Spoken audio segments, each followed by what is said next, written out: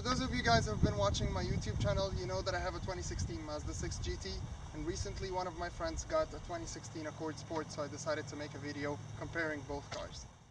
Now you might ask, how am I comparing an Accord Sport to a Mazda 6 GT? But in fact, the top of the line for an Accord is a V6 engine, and given that the Sport version is loaded with options, it made perfect sense comparing those two. In part 1, we're just gonna focus on performance, so let's get started.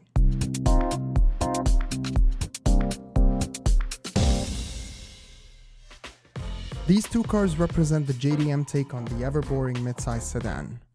And both companies did quite well. They feel and look more sporty than their predecessors, but still making practicality a priority in their designs. The two cars have been facelifted for 2016 to add more of that sporty goodness and make them feel more premium. Honda and Mazda also focused on fuel economy, and as a result, the Accord has 185 horsepower and 181 pound-feet of torque from a 2.4-liter four-cylinder engine, and the Mazda has 184 horsepower and 185 pound-feet of torque from a 2.5-liter four-cylinder engine, and both engines are naturally aspirated. Both offer fairly sized boots, good legroom space at the back, and beautifully designed interiors and dashboards, better than most of what's offered in that class. Which one looks better inside and out? I'll leave that one to you. This will be a two-part review. On the first one, we'll focus mainly on the driving experience, and on the second one, we'll focus on the interior features and technologies offered in each car.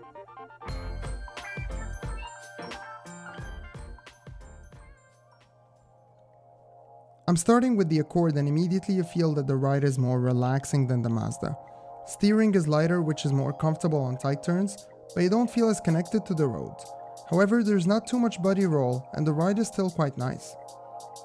My only concern would be the CVT transmission while you accelerate, as I shall demonstrate at the end of this video.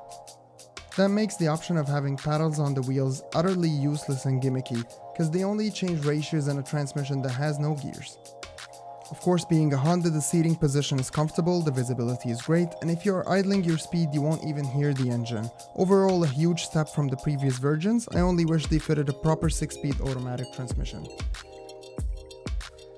Now let's take the Mazda for a ride. I know my car, so I wasn't surprised.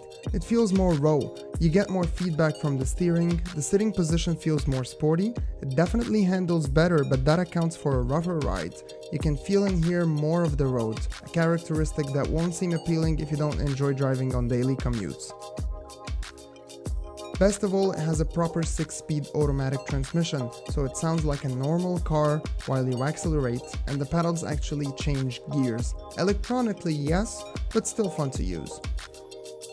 Though both cars seem to target the same people, but they are totally different. The Mazda is more driver-focused, more fun, and still very practical for a daily driver, while the Accord is more mellow and relaxing, but you don't feel the urge to push it harder. And as for the transmission, here's how each of them feel and sound when you accelerate.